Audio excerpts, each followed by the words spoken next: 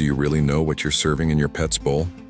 In this eye-opening video, a veterinarian exposes what food packaging hides and how the BARF, biologically appropriate raw food diet, can transform your dog or cat's health, behavior, and vitality. Find out what's really in supermarket food, why so many pets are sick, anxious, and have low immunity, real cases of transformation with the natural diet, how to make the transition in a safe and supervised way, alternatives for those who cannot fully adopt BARF. Watch to the end. Because understanding what your pet eats, it is the first step to guarantee more years by his side. The noise of the food lid being opened may even be music to many dogs and cats, but what is actually inside that colorful package? While owners are increasingly concerned with their own food, many still believe that offering industrialized food is enough to keep an animal healthy. But is it really? On the other side of this debate, a powerful current is growing that defends natural food based on raw meat, bones, offal, and fresh vegetables, the so-called BARF diet. And at the center of this clash, a growing number of veterinarians are beginning to raise an uncomfortable question. What, in fact, are we offering our best friend every day? To understand what is at stake, it is first necessary to look with a magnifying glass at both sides of the coin. Supermarket food is practical, standardized, easy to store, and often cheap. But they hide realities that are not always on the labels. Between artificial antioxidants, colorings, flavorings, and ingredients of low biological value, many of these feeds have a composition that serves the industry more than the animal's health. A common package may contain GM corn, meat byproduct meal, which includes feathers, beaks, and cartilage, as well as preservatives such as BHA and BHT, already banned in some European countries due to their carcinogenic potential. The BARF diet, on the other hand, proposes a return to nature. Its name comes from the English biologically appropriate raw food. The concept is simple. Dogs and cats evolved by eating raw prey, bones, and organs. They weren't made to digest grains, sugars, or ultra-processed foods. In practice, this means that the BARF diet is made up of raw meats, usually chicken, beef, or lamb, raw meaty bones, offal such as liver and heart, crushed vegetables, raw eggs, and even unsweetened natural yogurt. All of this is balanced according to the species, weight, age, and clinical conditions of the animal. But it is not just a matter of philosophy or ancestral instinct. Clinical studies are beginning to reinforce what many owners have noticed in practice. Animals that follow a natural diet tend to have shinier coats, drier stools with less odor, better physical disposition, reduced skin problems, and noticeably superior oral health. A study published in the Journal of Animal Physiology and Animal Nutrition showed that dogs fed a raw diet showed a significant increase in nutrient absorption and a lower incidence of intestinal inflammation. Still, it is not a simple choice. BARF feeding requires knowledge, planning, strict hygiene, and veterinary monitoring. A miscalculation in the ratio of calcium and phosphorus, for example, can seriously compromise the development of puppies. Poorly stored raw meats can contain dangerous bacteria like Salmonella and E. coli. Therefore, many tutors end up opting for food out of fear. Fear of making mistakes, fear of the unknown, fear of leaving what is safe. But what perhaps no one can tell you clearly is that the safety of commercial feed is also built on a fragile foundation. Contaminated batches, recalls due to the presence of heavy metals, use of byproducts from industries that are not always transparent as to the origin of the raw material. All of this has become commonplace. In 2022 alone, more than 15 brands of feed were recalled from the United States market due to the risk of contamination. Some of them caused deaths from liver and kidney failure in dozens of dogs and cats. In view of this, the need for a new posture arises. It is not about demonizing feed or idealizing the raw diet, but to bring to light what is hidden, what no one discusses at the pet store counter, which does not appear in the advertisements with dogs smiling at sunset, because health starts with what goes on the plate or in the bowl. In this video, we will show you in detail how each ingredient acts on your pet's body, what are the most common mistakes made by owners when trying to start the BARF diet on their own, and why many veterinary professionals avoid talking openly about the failures of the big brands. We'll also reveal what the natural behavior of dogs and cats is when exposed to real food, and why, even with years of factory feeding, their instinct remains intact. Get ready for a journey of information, debunked myths, hard data, and conscious choices. Because once you watch it to the end, you'll never look at the food the same way again. To understand why BARF food has grown so much, it's important to dive into the basic physiology of dogs and cats.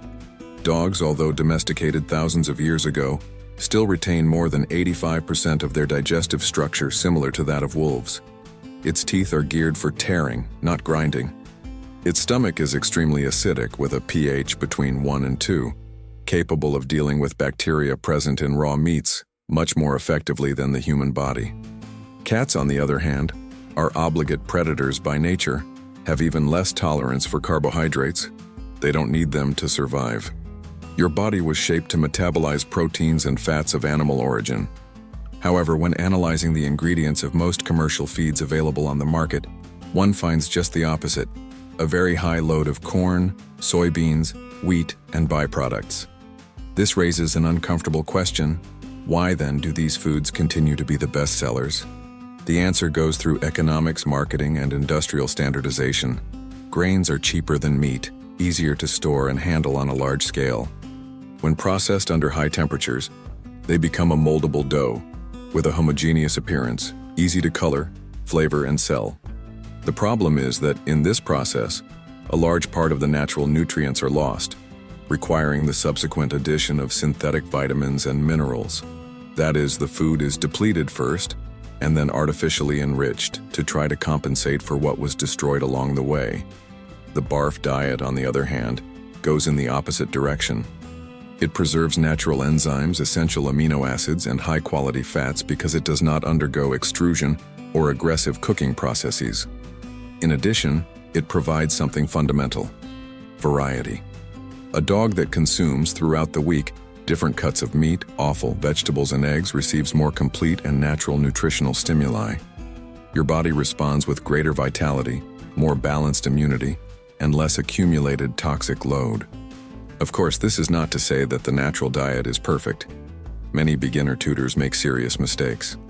One of the most common is to think that it is enough to give meat raw and ready, which can lead to serious nutritional imbalances. Another frequent mistake is to fail to include raw fleshy bones, which are essential for calcium supply and oral health. It is important to reinforce: cooked bones should never be offered, as they lose elasticity and can fragment, causing perforations. Raw bones, on the other hand, when offered correctly, help clean teeth, strengthen the jaw, and provide behavioral well-being. Another important point is hygiene.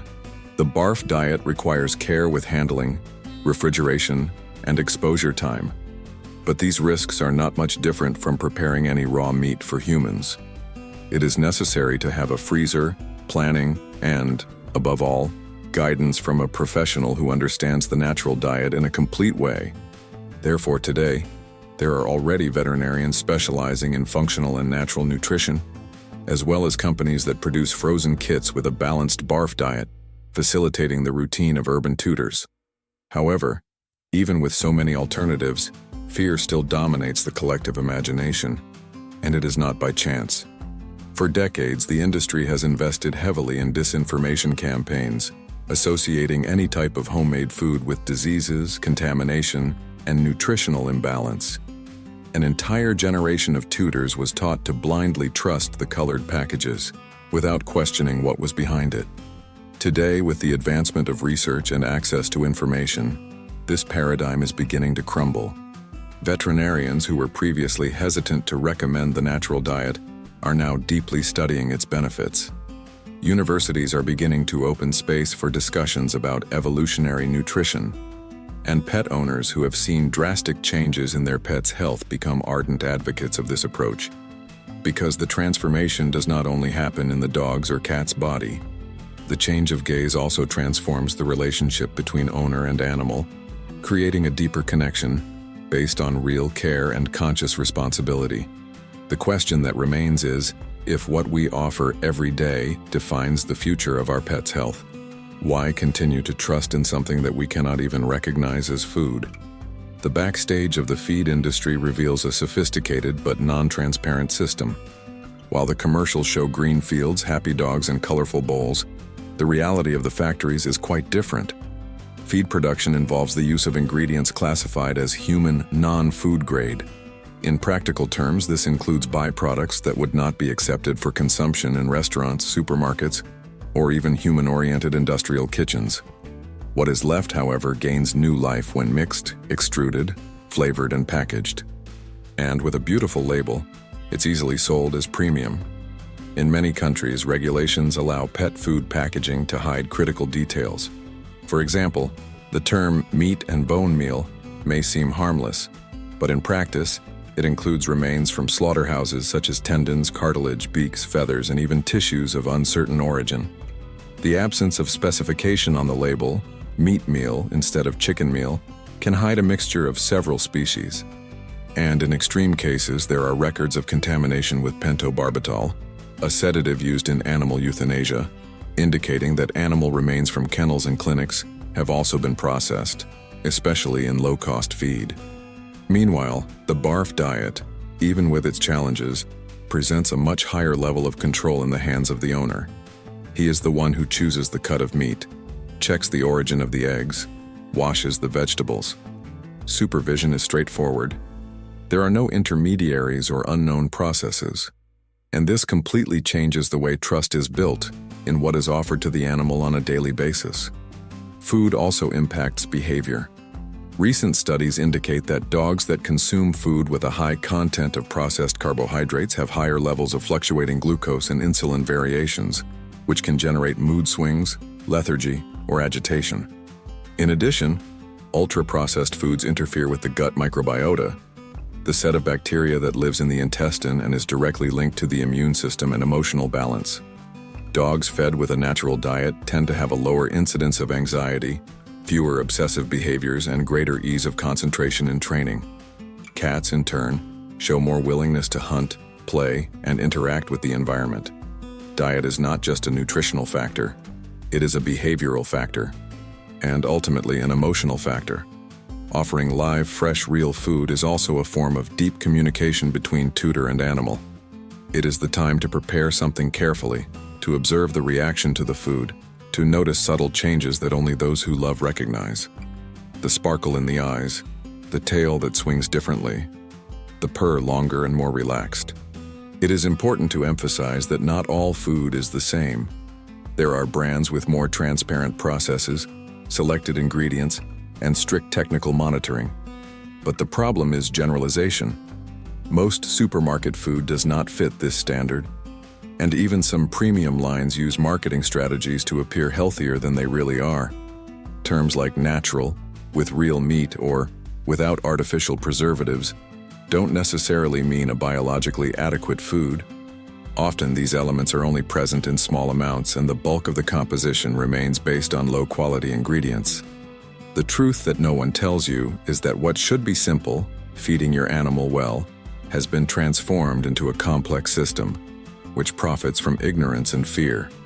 It profits from the practicality that modern times demand, but which often takes a silent toll: chronic diseases, persistent allergies, a drop in vital energy, premature aging.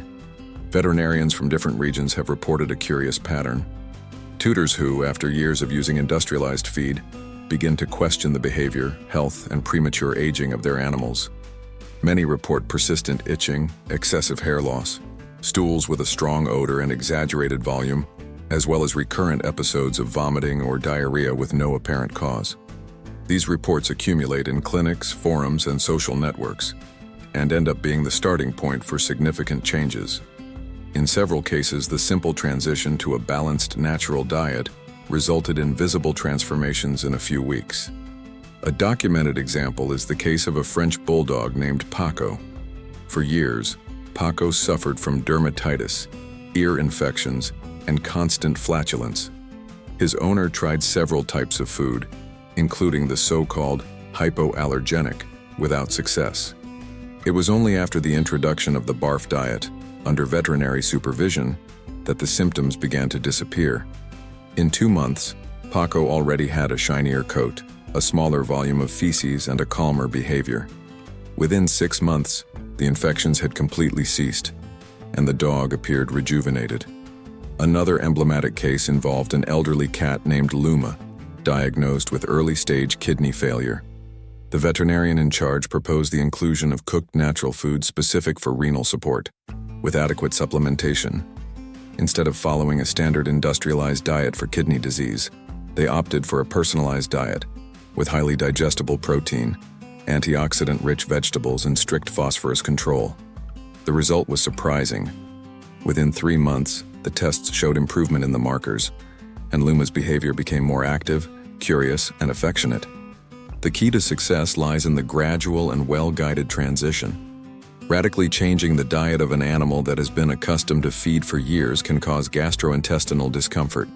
Therefore, the general recommendation is to start with small amounts of the new diet, mixed with the usual ration, increasing progressively over 7 to 14 days.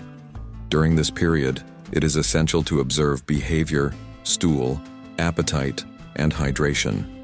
The presence of a specialized veterinarian is indispensable, especially in cases of chronic diseases, food allergies, or advanced age. And for those who cannot fully adopt BARF, whether due to lack of time, structure, or cost, there are viable alternatives. The first of these is mixed feeding, combining a good quality feed with complementary natural meals, such as cooked lean meat, eggs, pumpkin, carrots, turmeric, and extra virgin olive oil. Another possibility is dehydrated or freeze-dried foods of natural composition, which preserve nutrients without the need for refrigeration and are quick to prepare. There are even cooked and frozen natural diet kits, balanced by veterinary nutritionists, with home delivery in several cities. The important thing is to take the first step. Question: read the labels. Seek reliable sources. Talk to professionals who see the animal as a living being in its entirety, not just as a stomach to be filled. Because food is the basis of everything. It defines how the body grows, reacts, ages. It influences behavior, immunity, disposition, even the way the animal responds to the affection it receives. The truth that no one tells you, but now you know, is that your dog or cat is not made to eat the same dry, processed product every day, year after year, without question. It was made to feel, explore, chew, interact with food as part of life. And giving him back this experience is, in practice, a gesture of deep love, a commitment to health, and a reunion with nature that still pulsates within every beat of the animal heart.